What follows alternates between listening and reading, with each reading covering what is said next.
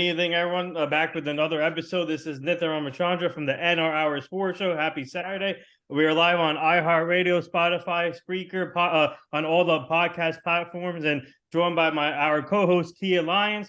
And today's guest, a really special guest, his name is David Clowney. All the Jets fans know him in New York, in the New York area. He used to play for, obviously, former wide receiver, played for the New York Jets, Green Bay Packers, Panthers, and Buffalo Bills. And he went to Virginia Tech for college. And man, what a great story. What a great career. Underrated receiver, in my opinion. Made some awesome plays throughout his career. And now he's a coach at Sense in Football.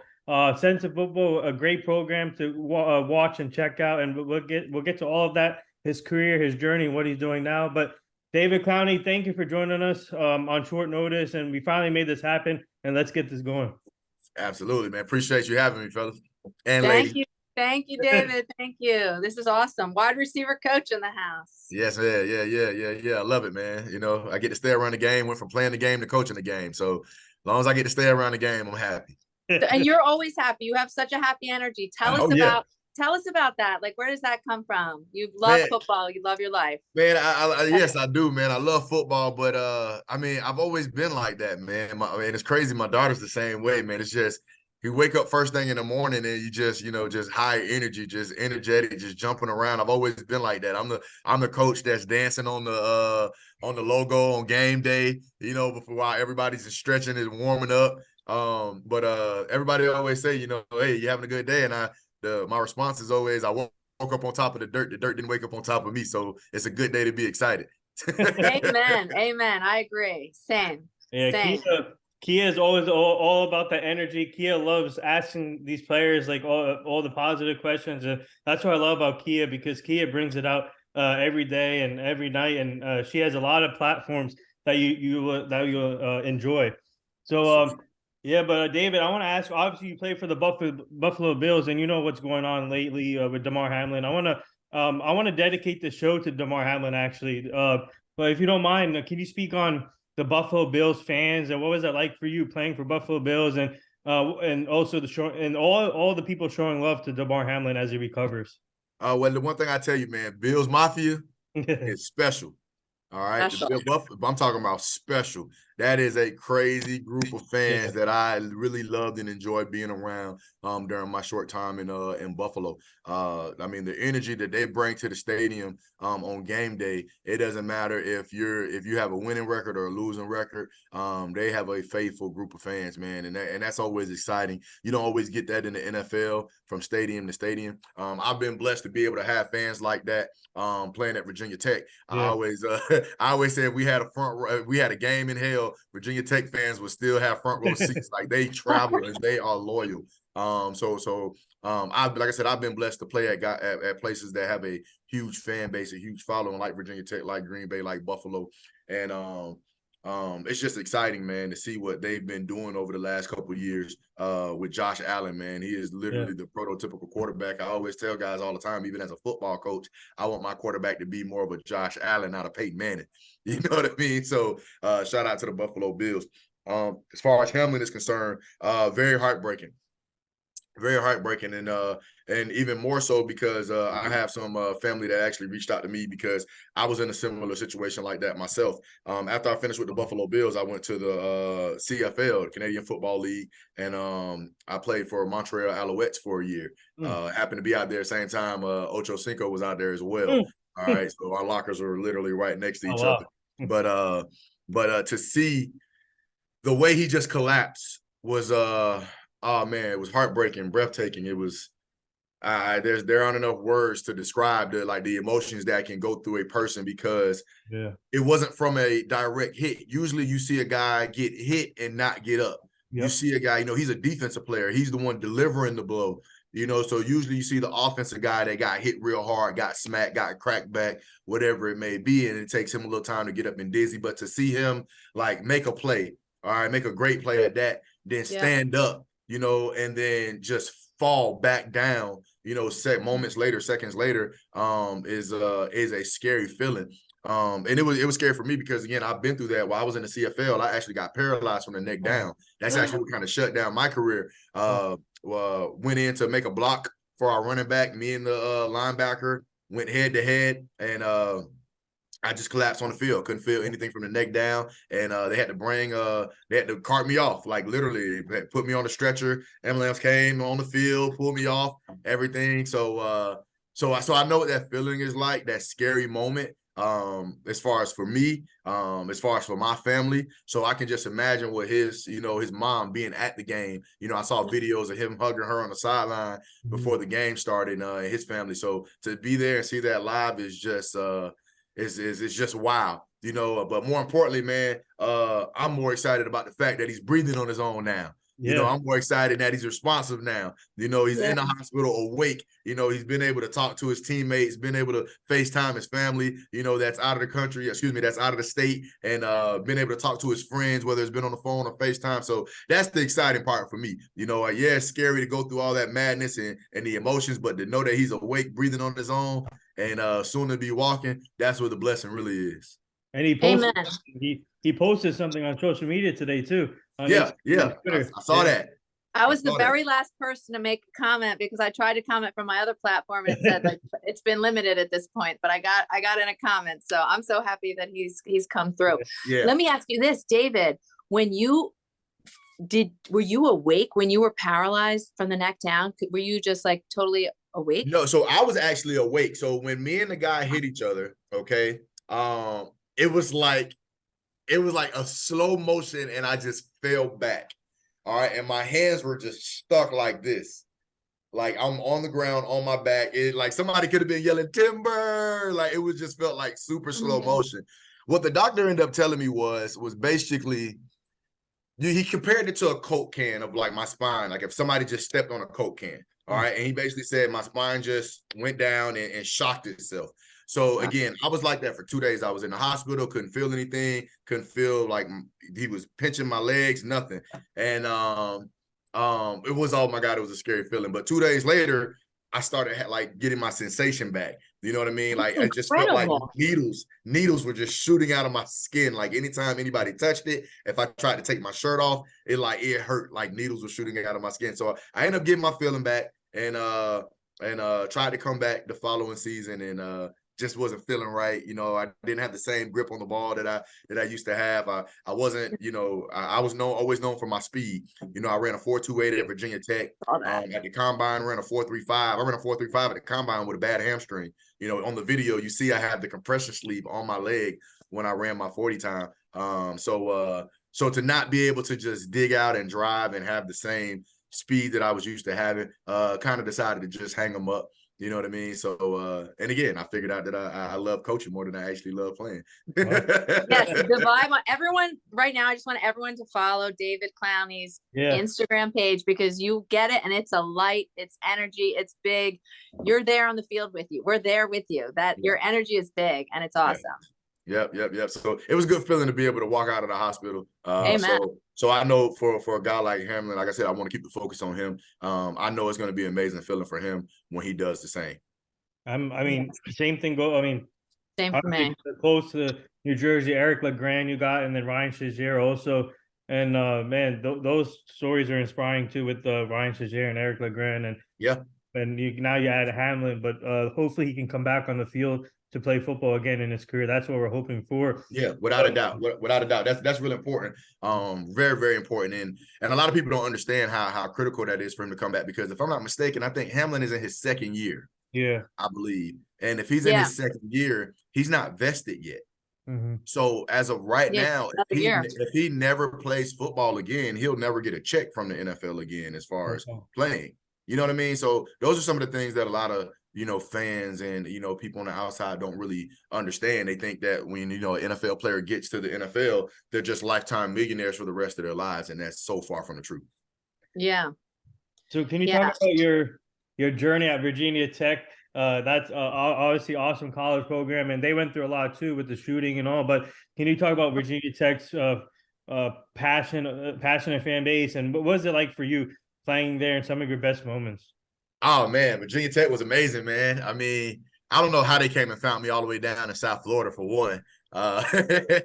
So that was a blessing. But to be able to play Power 5 football, to be able to play against the teams I grew up watching, like University of Miami, Florida State. These are teams that I grew up. I grew up a Florida State fan my entire life. The rest of my family, were University of Miami fans. So, but to be able to play on a national level, being on TV every weekend, so my parents can see me play when they can't make the games. That was even more exciting. Having an elite quarterback like Marcus Vick at the time, as my quarterback, and just the relationships that I built with guys that lifelong relationships that I have with guys that I played with, the atmosphere of Virginia Tech, my very first game that I played in. So now there's a rule where you can play 4 college games and still redshirt in college. All right, you can officially play 4 games. Well, when, back in the day when I was playing, if you took 1 snap, your redshirt was over with. All right. So funny story, I actually burned my red shirt on my own, I was dressed for the first game of the season, and one of the receivers were running off the field and nobody else went on, and we were short a player. So I ran on my own and got in the game. Well, lo and behold, after I came out that one play, I got chewed out by everybody. Like, what are you doing? You weren't supposed to go in. So a couple plays later towards the end of the game, Marcus Vick ends up throwing me, the coach ends up putting me in for an actual play that was specifically for me. I ended up running a post and scoring a touchdown in my first game ever in college, the first game of the season against UCF in 2003. So that was real fun. My first college game I ever dressed for, first college game I was ever a part of, I scored a touchdown in. It was Marcus Vick's first touchdown pass. And that was exciting for me. But the accomplishments that we had as a team, going to a bowl game continuously for like 28 years. We went to a bowl game 4 years in a row. Had a chance to, we're ranked number 3 in the country at one point. It's all exciting, man, from top to bottom. And again, the fan base, man, everywhere you go, old or new, the fans love you. They loved you while you were there, and the fans love you when you're gone. And anytime you can get back, it's huge. So I'm hoping for an opportunity to be able to coach at Virginia Tech at some point. I'm hoping that it's a lot sooner than later. Even the goal, I joke about it all the time of possibly being the first Black head coach at Virginia Tech. Oh, wow. I just always say, how dope would that be? Speak it into existence. Yeah, exactly. I believe in that. Speaking into an existence, man. So for me, it's just like I said, I hope to get back to Virginia Tech because, like I said, I love it that much. And kind of just continue and go from there. And that's awesome. That's awesome. And what I like about Virginia Tech, what I read was you are an apparel major. I know you had a double MBA. You had a second master's, but you started in apparel.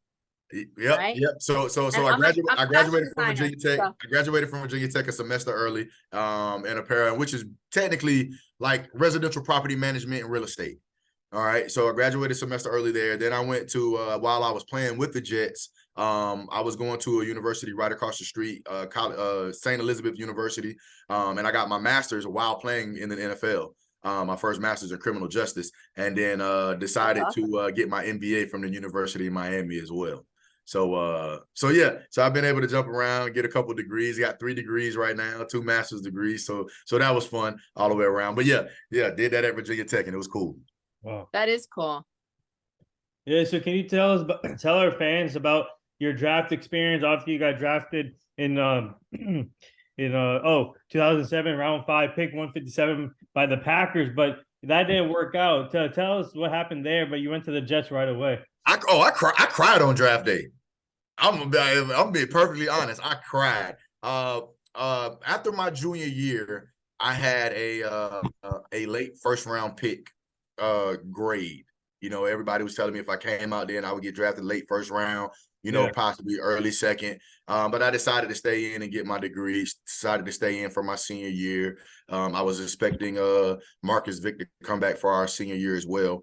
And unfortunately, he ended up having to lead the team and ended up going into the draft a year early. So my senior year, it went well, not as well as I wanted it to go. Still led the team in receptions and yards my junior year, just like I did my senior year, just like I did my junior year. I think I was averaging like 19 yards a catch. Like I was like up there in the country. And after my senior year, when I came out, I had a second round draft pick grade.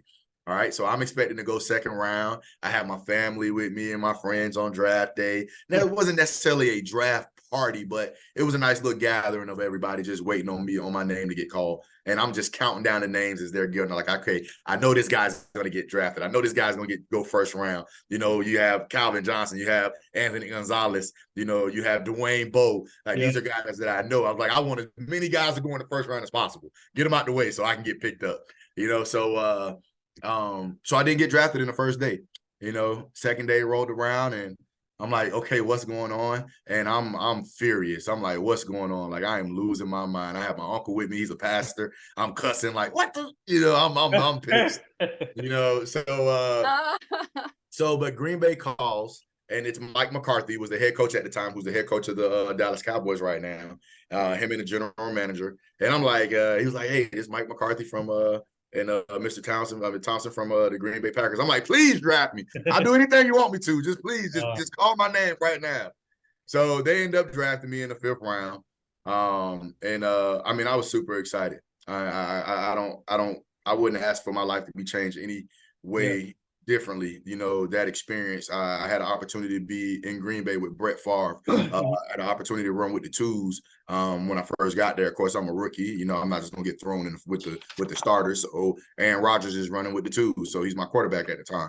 You know, so but I was there the first 4 games of the season and ended up getting traded to the Jets as a rookie. And I ended up getting traded to the Jets as a rookie. So ended up in New York, where Eric Mangini was our head coach. Chad Pennington was the quarterback. We had Lavernius Coles at receiver and Jericho Cotchery. He was still great friends of mine to this day. And finished my next, 3.5 years in New York. It was a great experience being there, having an opportunity to play under a guy like Rex Ryan. Love that guy. That's so cool. I want to hear about Rex Ryan. Oh man, listen, Rex Ryan is by far one of my favorite coaches of all time. Like, no questions asked, like, because he is just one of those coaches that doesn't sugarcoat who he is, what he wants, what he expects from you. He's a player's coach. He allows the players to run the locker room to where he can be the CEO, and we had 2 back-to-back AFC championship game 2 years in a row. Ended up losing the Super Bowl game. I mean, the game to go to the Super Bowl against the Colts that year. They end up winning in Miami, against what was it, the Saints, I believe? I think the Saints, yeah. Yeah, Saints or the Bears, one of the two. But either way, just that entire experience, man, in the NFL was fun, man. Like I said, the time being Green Bay when I was there, getting traded to the Jets, wasn't expecting it, but it happened. And I enjoy every moment of being in New York. I have so many friends like that, again, I still talk to this day, teammates. And again, this was from 2007 to 2010, 4 years of being in New York, and guys that I still have those relationships and those bonds with. Sorry. I'm sorry. Were you at the Jets when you had your first NFL reception against the Bills with Brett? Like one-handed catch? Yes, one-handed catch. Wow, you remember that? You remember that? I'm like, wait, what? So yeah, that was actually crazy for me because my first 2 years in the NFL, my first year I'm with Brett Favre in Green Bay, and then it's my second year in the NFL. I have Brett Favre with the Jets. So I get Brett Favre, he sees me, we get to laughing, joking, and he's just one of those guys. He's a coach on the field. So he's one of those guys that asks you a bunch of questions, wants to make sure you're on point. So, but that was fun. I ended up was doing great. Was working my way up in the depth chart. Started getting a lot of reps with the ones. This is my second year in the NFL, 5th round pick. So I have to scrounge to work my way up to the top. And getting a lot of reps with the ones, making a lot of plays, even to the point to where I was getting so many reps where our receivers coach at the time was giving me, days off to rest my legs, because I was all my routes were just deep.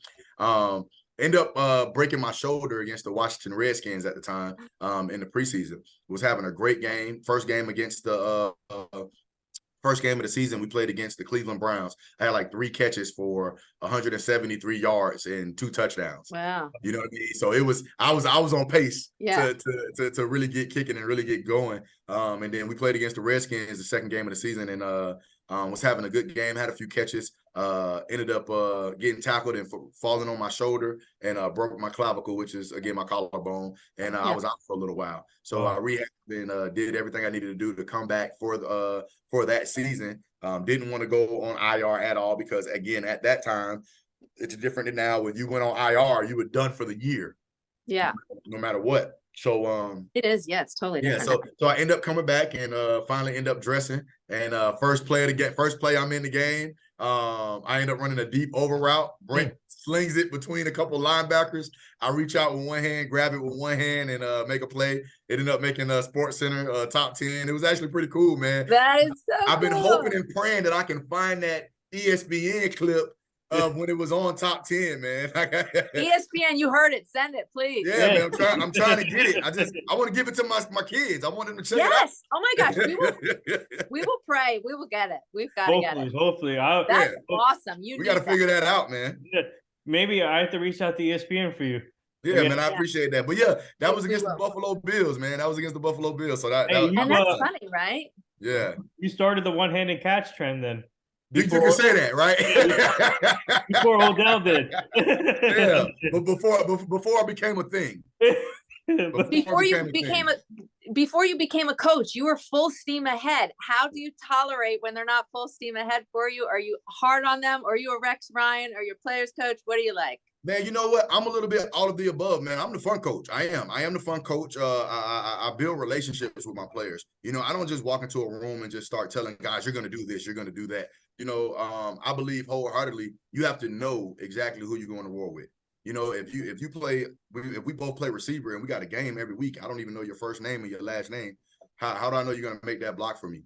You know what I mean? So the same thing with my players. You know, I tell my players who I am. I tell them where I'm from. You know, how I grew up. You know, it was difficult, you know, in certain aspects of life. You know, the mistakes that I've made, I'm very, forthcoming with my players. And I could chew them out and fuss at them when they're wrong, and they'll still run through a wall for me the very next play. You know, so at the same time, while I am a player's coach, while I do love my players, I am very hard on them because I want them to be great. I want them to be better than I ever was. And that's the ultimate goal. I mean, I think that's why we talk about having kids. You know, we always want our kids to have a better life than we did. Same thing as a coach. For me, anyway, I don't know how all the other coaches are, but for me, I want my players to have a better career than I ever did. I want them to have better stats and better numbers than I did when I was in college. I want them to get the opportunity to be in the NFL and score multiple touchdowns, to be the best, that ever came out of their university and get their opportunity as well. So while I always stay in friend mode and cool mode and coach mode, I'm also in dad mode. You know, sometimes, a lot of guys, we're mentors to a lot of these kids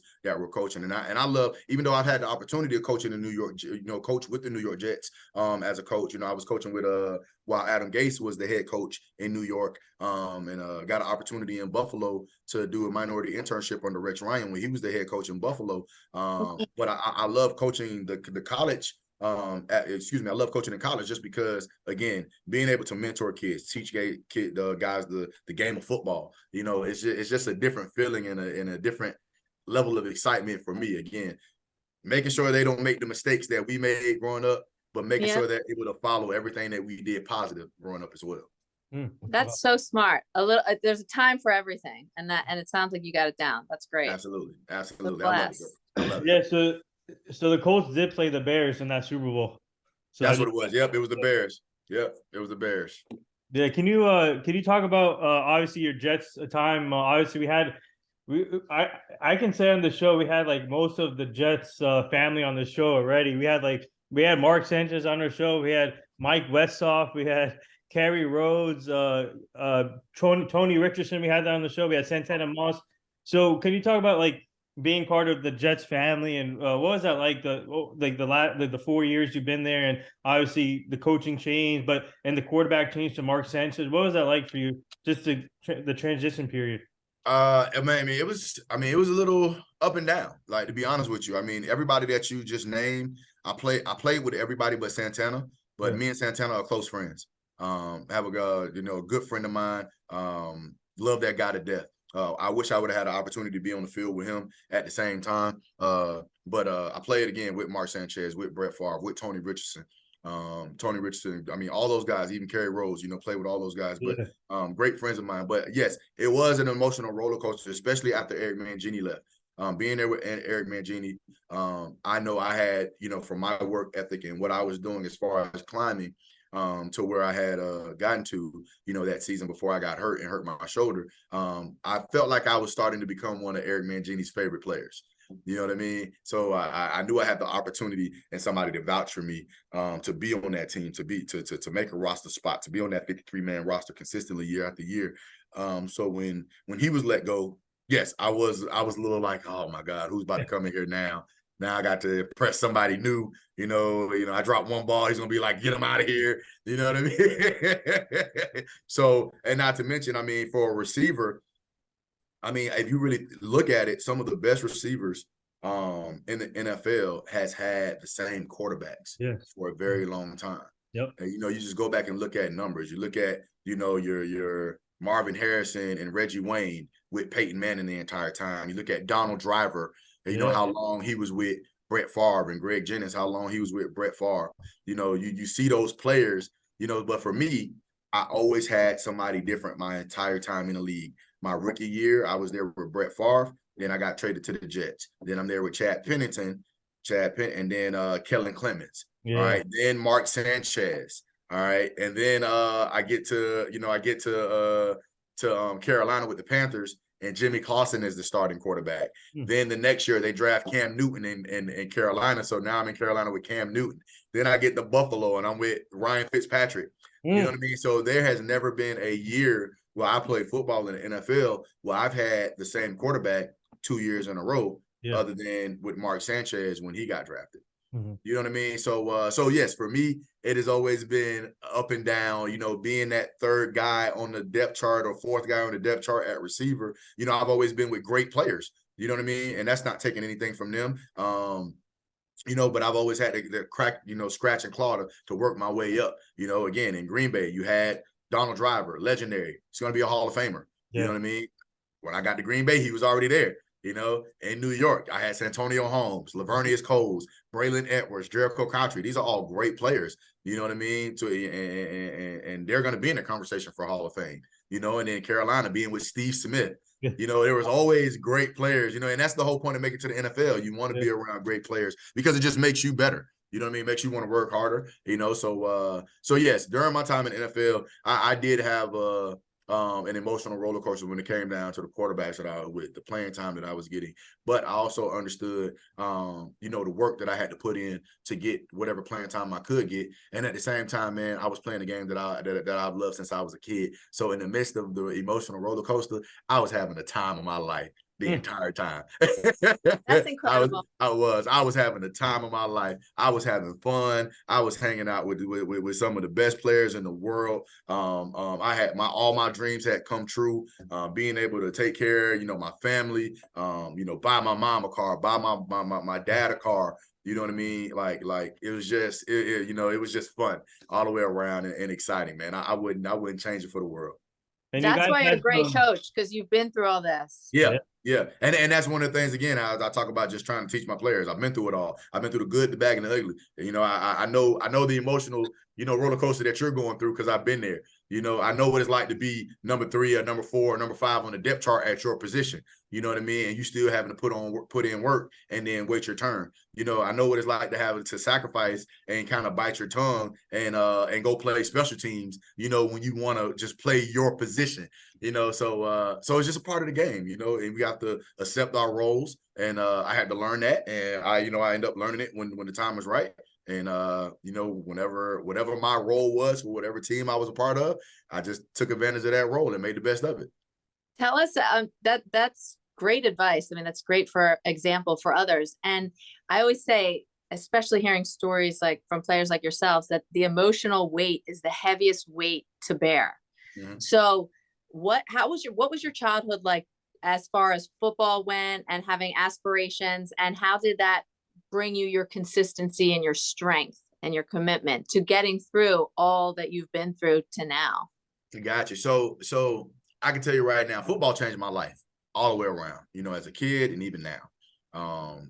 When I'm not coaching, I'm an emotional wreck. Like now, even as a grown man, like I love coaching that much. You got some people that say when the season's over, or when they go home after practice or after a long day of being in the office, they don't want to be around football. I'm the opposite. I want to watch football. Leave me alone. Let me enjoy football while it's on TV, on Saturday, on Sunday. That's just me. As a kid, I realized how much I loved football when my mom took me out. I got in trouble in school, 9 years old, playing on the 95-pound, Boynton Bulldogs football team.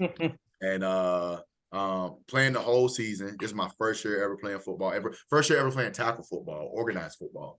And as it got to later in the year, I ended up getting in trouble in school. Again, I'm 9 years old.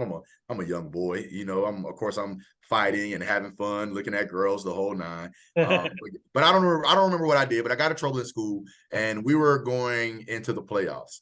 Well, my mom made me miss the entire playoffs. I was on punishment, so I couldn't go to practice, couldn't go play in the game. My team made it to the second round or third round playoffs and then end up losing. But I was scarred. I was like, you have to be the most evilest person in the world to take me out of football. I didn't realize how much I really cared about football, how much I wanted to play football. You know what I mean? So then when it circled back around, you think about high school, for me, anytime anything negative might have came up where, anybody negative in my life, were doing anything bad or about to make decisions that I knew was bad, it wasn't that I was going to get in trouble at home. It wasn't that I'm going to get suspended from school. It wasn't that if I do this, I'm going to get arrested.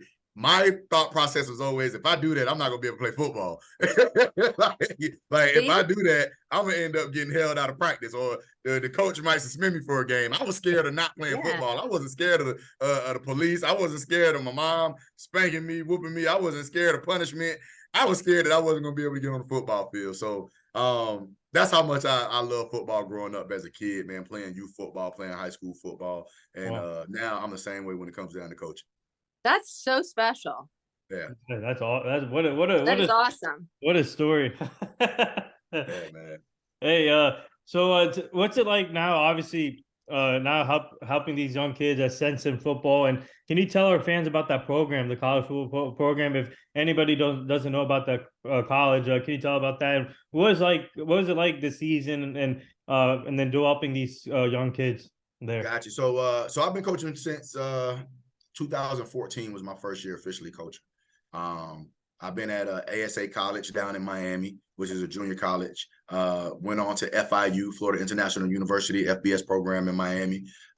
Coached at Howard University in Washington, D.C., HBCU. And then I went to the New York Jets. That's awesome. That's awesome. Did Virginia hear that? Okay, go on. Right. So then I went to the New York Jets, was there as a minority internship program again, and then they brought me on full time. So I was there under Adam Gase for 2 years, and then when he was the head coach. And now I'm at Stetson University. Stetson University is an FCS Division I program. It's in DeLand, Florida, probably about 25 minutes away from Daytona Beach, 35 minutes from Orlando. I can get to Volcano Bay and Disney in about 40 minutes from DeLand, Florida. But they're considered like Ivy League. Like we play against Princeton and Harvard. They're a big academic program. So you have to have a 3.0 above a 3.0 to even get admitted into Stetson. Over 1,100 SAT. You have to have like a 21 ACT. So got to be pretty smart to get into Stetson. So the guys that we are looking for to get in, most of the time we're trying to find guys that have a 3.5 GPA, just to meet that academic standard, but still have the athletic ability to compete on a Division I level. This year, the season wasn't as good as we would have liked it to be.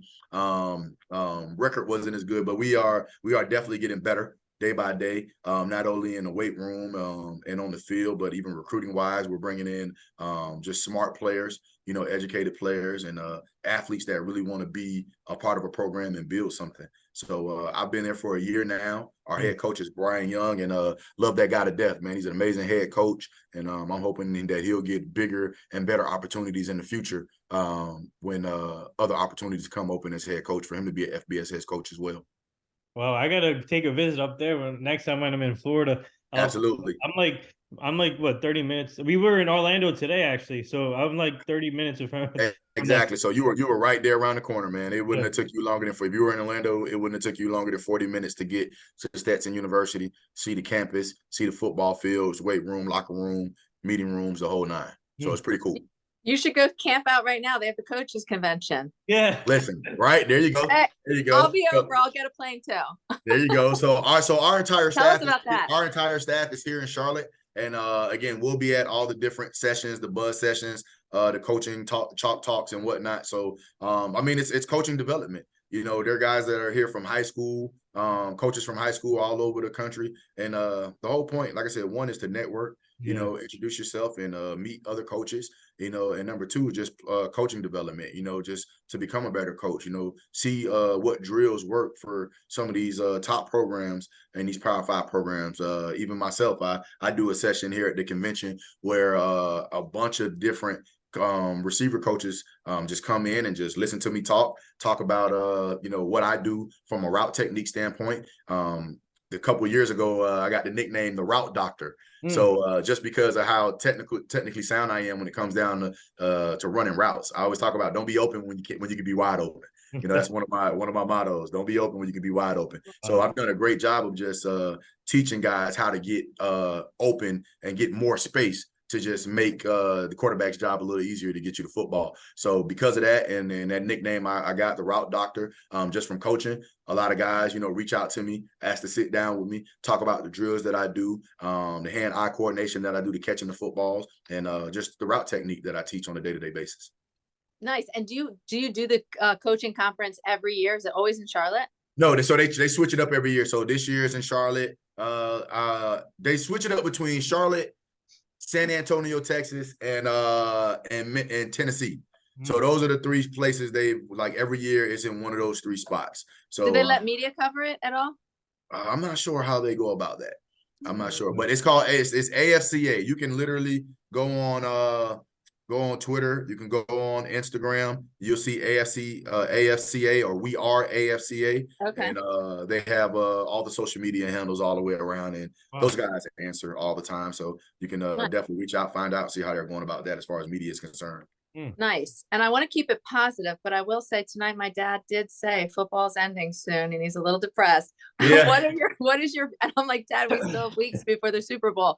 And he's like, well, we're getting there. So what is your timeline? Do you take off for a month before you start training again? Like, when do your players come in, or what's your routine to keep focus on football? Because it's your heart. All right. So for me, all right, from a college standpoint, we're kind of always year round. Okay. So the CFL, as a coach, I'm just going to speak from a coach's perspective. The CFL starts their offseason training in like May, Canadian Football League. Yeah. Okay. And their season goes from May up until about Thanksgiving. Okay. But after Thanksgiving is over with, they're free and they're done all the way up until May. They have a complete whole offseason from a coaching staff. Like, you'll do stuff at home, but you don't have to be in Canada and there on site, you know, all the way from Thanksgiving until May. You know, you do everything remote for the most part.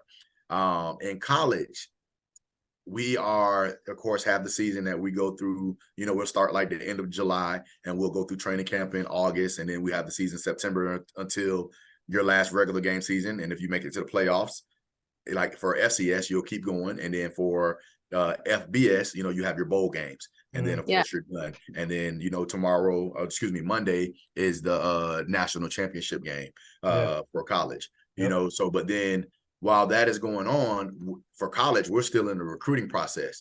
So we're trying to get guys signed for the National Signing Day, the first Wednesday in February. So we're still balls to the wall, like recruiting, high school visits, talking to parents, talking to kids, trying to convince them that they need to come to Virginia Tech instead of going to University of Miami.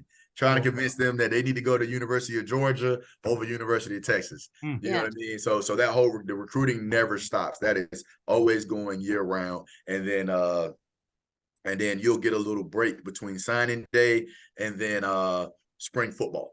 You know, we'll get a little break. So that's from the college standpoint. NFL wise, you know, once the season is over with, you're pretty much done. You know, whatever your last game is, whether it's the last game of the season because you didn't make it to the playoffs, or you got kicked out of the playoffs, or made it to the Super Bowl, you're pretty much done for about a good 3 months where you can kind of just, or a good 2 months where you can kind of just kick your feet up, relax, vacation time with the family, and then they get into the off-season OTAs. All right, where everybody comes back, kind of get their feet back up underneath them. After the draft day, the rookies that come out there for rookie mini camp and stuff like that, and then they'll get back into the season. So football is, in a sense, as a coach, a little more year-round than people would like to think. Not to mention during the season, you're working 7 days a week anyway. So it's a high commitment to doing it. That is. Yeah. So can you talk, obviously you had some close insights with Adam Gase, and all the Jet fans were criticizing him. And can you talk about what was he like as a coach? And obviously he got fired, but what was he like just personality wise? Man, Adam was a great dude, man. Adam was a great dude. I love being around Adam. I mean, people can say what they want. Of course, you're, as a coach, you're judged on production. You know what I mean? You are judged off production, without a doubt. That doesn't matter what. It doesn't matter if you're playing Little League football. The moms are going to be mad if you can't win a football game in Little League football, okay? It doesn't change just because it's the NFL. The moms and dads are still going to be mad in 9U football, 10U football, So, what play was that? So, but Adam was a great man. Like, when I say Adam was a good dude, he knows his football, he knows his stuff. Had a great relationship with the players, had a great relationship with the coaches. Again, we just couldn't get the wins that we were looking to get, as a team. Those last 2 years when he was in New York. So, but just as a person, I love being around him. I'm hoping that he gets another opportunity to coach in the NFL again, and I'm hoping I'm one of the guys that he calls and reaches out to come join his staff. David, you have that drive that nothing was separating you ever from football. How special is it to convey that to the young players, the importance of being there for them as a mentor as they navigate becoming a young man and navigating choices and being able to stay present with a team? Well, that's one of the things I've always said from a mentor standpoint. A quote that I use on my younger brother. I've told my son this as well, and he'll learn as he gets older. He's only 12, and he's amazing at football. By the way, I gotta send you his YouTube highlight tape from last season. But one of the quotes I always use, or statements I always make, is that I've done enough bad in my life for you to not do, and I've done enough good in my life for you to follow. You know what I mean? I've been suspended. I've been suspended from school for fighting. You know what I mean? It doesn't help. I've skipped classes. I'm not gonna. I've overslept for important things because I was up late. Understand you got to sacrifice certain things. But again, when you're 17, you're 18, you're still a kid. You're 19. I've never been a fan of coaches that just kick guys off a team because they made one mistake. You know what I mean? It's like you overslept before at least once in your life. You know what I mean? Yeah. You missed the meeting you were supposed to be on, or got onto that meeting late. You know what I mean? You made a decision of whatever it is, of staying out late, and then got put on punishment, whatever. Or you might have talked back to your mom or your dad one time and you had to have a reality check. Whatever it was, we've all been there, and I think too many, because of the business atmosphere of everything, I think a lot of coaches forget, and a lot of fans forget. They're sending messages to kids on Twitter, "Oh, you suck." He's 18. He's 17 years old. He's 18 years old. Like, it shouldn't be allowed. So again, so for me, again, I always emphasize, man, I've done enough bad for you to know. I'm going to tell you all my bad. You're going to judge me. You're going to know who I am, whatever it is. You're going to know exactly what my bad is that I've done. All right. So don't make that same mistake. But again, as I said, I graduated college a semester early. I graduated high school right before I turned 17 or something like that. Graduated college a semester early, have 3 college degrees. I was able to buy my house cash. Like I said, after getting drafted, the first thing I did was buy my mom a brand new car, and pay off some of her bills. Just certain things to follow, because as a mentor, it's bigger than just football. Yeah. And that's the reality. It's bigger than just football, man. We have to teach our boys and our young men how to be better dads, how to be better husbands. You know what I mean? Better brothers and uncles all the way around, better businessmen, so not just football. And again, I was able to understand that and realize that because not knowing that NFL actually means not for long. Mm-hmm. You know what I mean? And that's the thing that I didn't understand. That was the thing that nobody really pressed to me, that it's not going to last forever. I did think it was going to last forever, and I wasn't ready when it came to an end, and I want to make sure that, from a mentor standpoint, my players understand that, it's bigger than just football, because it's not going to be there forever. Your body's not going to allow you to do it forever, let alone, having to worry about getting cut from a team. So now, all right, what are you going to do to be a better husband? What are you going to do to be a better father? You know what I mean? Or being an even better father than your father was to you, whether he was around or not. You know, so those are the things that I continue to harp when it comes down to mentoring my players. Wow. Do you have a book out yet? Yeah. No, not yet. It's coming. Waiting for it. Stay on the field, the route doctor. Yep, the route doctor. Yep, the route doctor. It's already locked in. I done already patented and everything. So if anybody comes out with the route doctor, they got to pay me.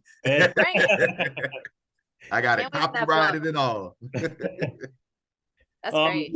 Can you talk about your other teammate, Darrelle Revis? Obviously, he got elected to be in Hall of Fame finalist recently here, and Darrelle Revis, one of the best defensive cornerbacks I've ever seen play in the game. And what was he like? What was it like playing with him as a teammate? And also, what do you say? What was it like going against him in practices, if you ever did? Man, Darrelle was dope, man. Darrelle was dope, like big time dope, man. I mean, to be able to, I think we got drafted the same year, if I'm not mistaken. I can't remember if he was 06 or 07, but Darrelle was one of the best guys I've ever been around as a person and as a player.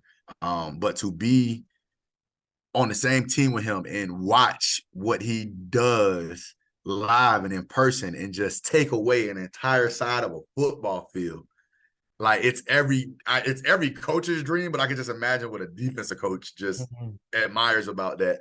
To go against the best and to say, we're going to have you follow this guy no matter where he is, and it's your job to stop him. And that's exactly what he did. I personally think he should have been in the Hall of Fame a long time ago, him and Devin Hester. But for me, it made me better, because I was able to go against him every day in practice, whether it was good on good, 1 versus 1s, or if I was on a show team helping out, running the plays that we're about to run, the offense was about to run that week. It just made you better as a player, all the way around. So I enjoyed my time with Darrelle Revis, man. I hope he gets inducted. I think he deserves it. He's just a beautiful person, just mentally all the way around. And even now he's doing some great things off the field. So I look forward to seeing his name get called soon.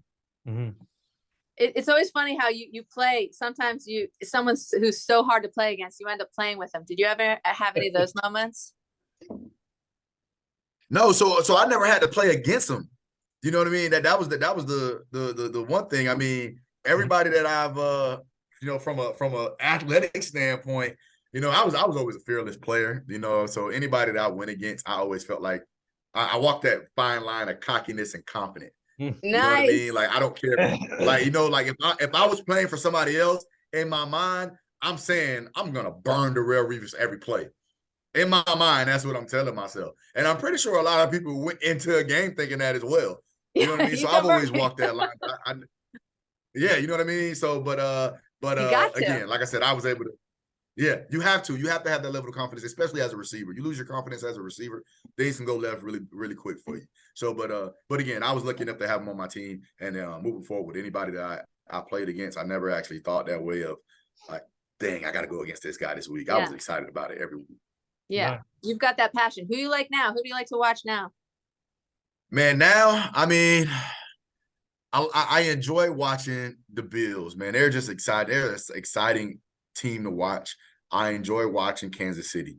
Those are two teams that like I don't watch NFL. I don't watch NFL football a lot unless certain teams are on, and those are two teams that if they're on, I'm going to stop the channel and I'm putting it on. I can watch college football. I can watch college football all day, all night. Any team, doesn't matter who's playing.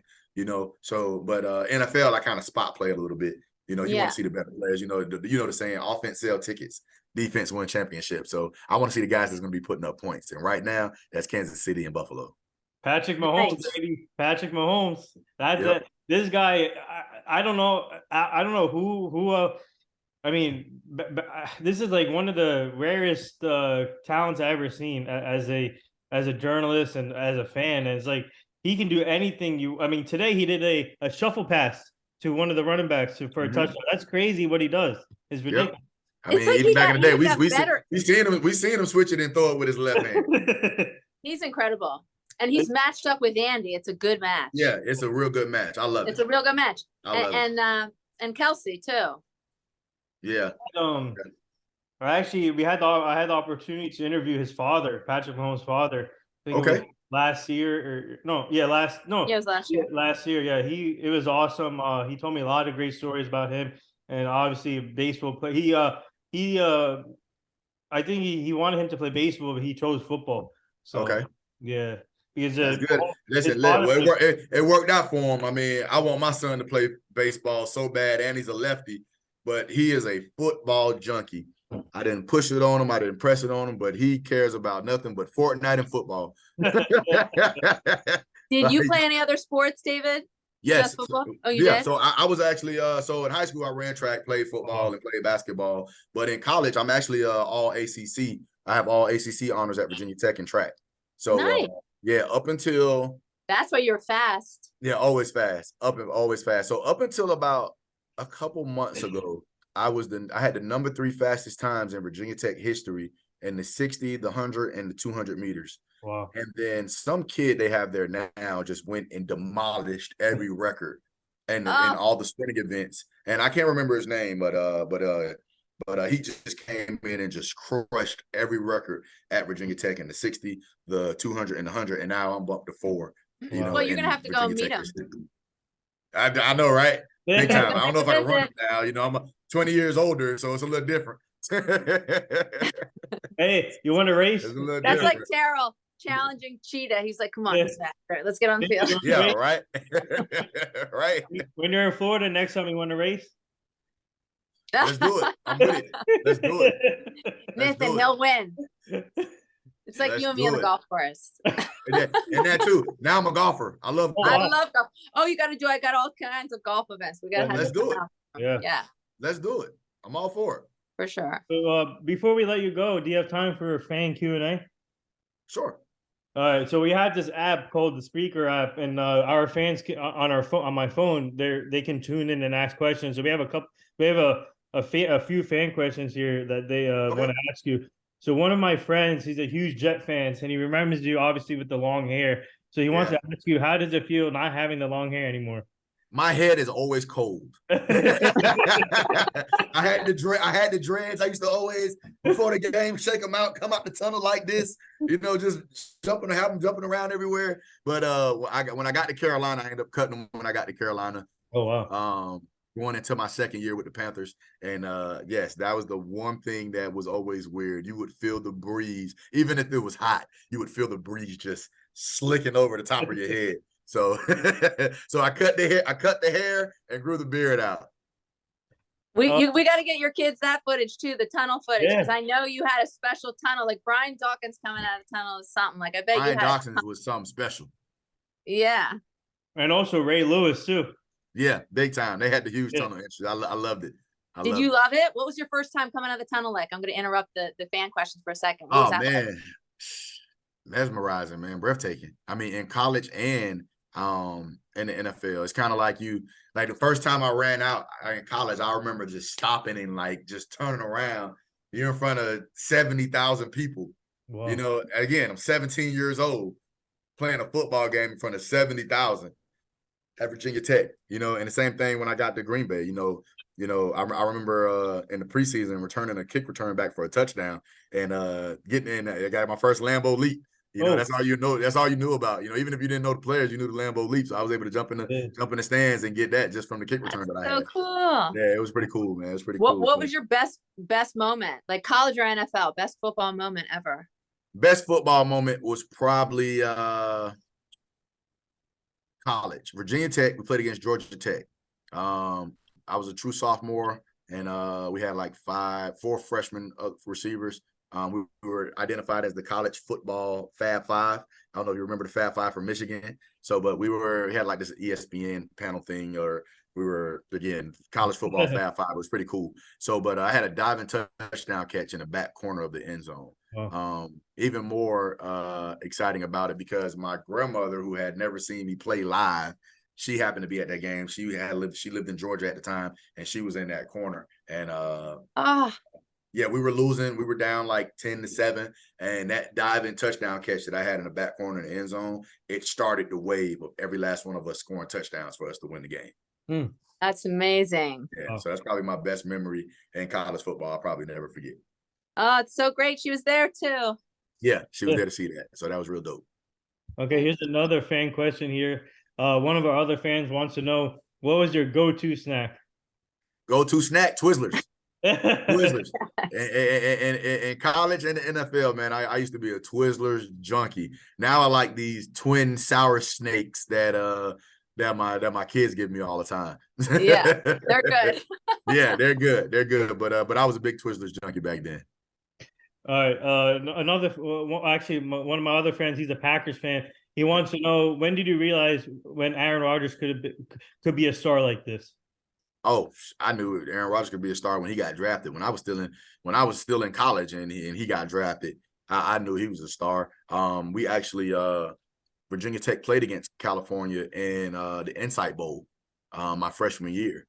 You know, so he was already out there, just ridiculous with it. So but just to see him in person, the way he took control of the offense, to be in the huddle with him, you know, what he demanded out of everybody, I knew he was going to be great just being around him in person. But watching him on the field, you knew he was going to be good. Just watching him come out of college, I know he was stressed out on draft day. With I'm not sure if you know that story. He was there for like 4 hours or whatnot until he got his name drafted, name called, excuse me. And then, but it was a great opportunity for him to be there, and he's now one of the best in history. They show him. They always show that clip actually in every draft, I think.